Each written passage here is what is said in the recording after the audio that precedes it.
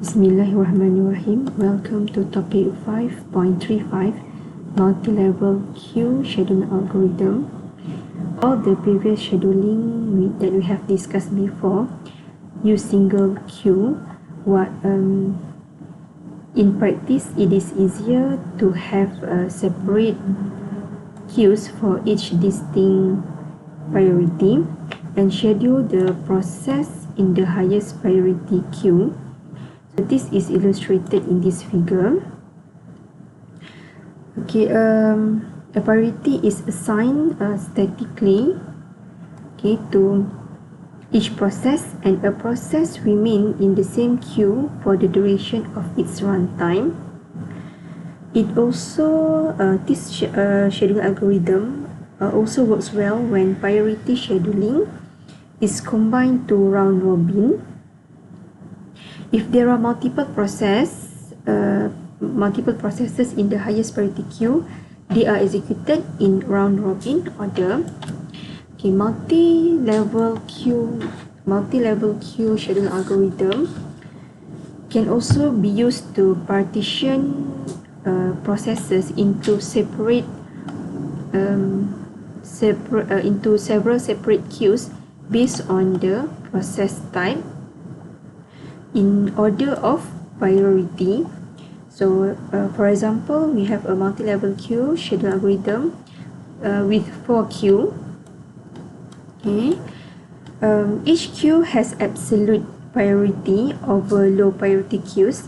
No process in the batch queue, for example, could run unless the queues for real-time processes, system processes, and interactive processes were all empty.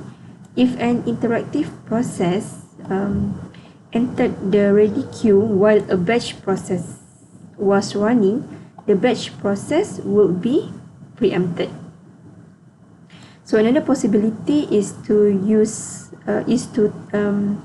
time slice beside of priority.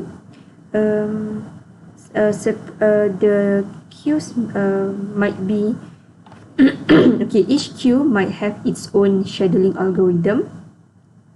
So for example, interactive process might be scheduled by round robin, while the batch process is scheduled by first come first serve algorithm.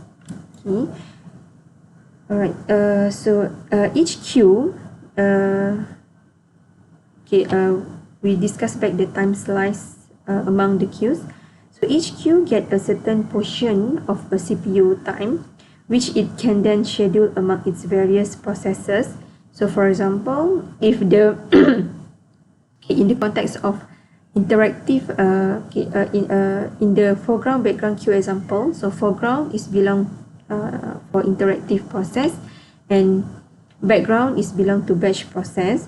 So for example, in the foreground background queue example, in the foreground queue, can be given 80% of the CPU time for round robin scheduling among its processes, while the background queue receives 20% of the CPU to give to its processes on first come first serve basis.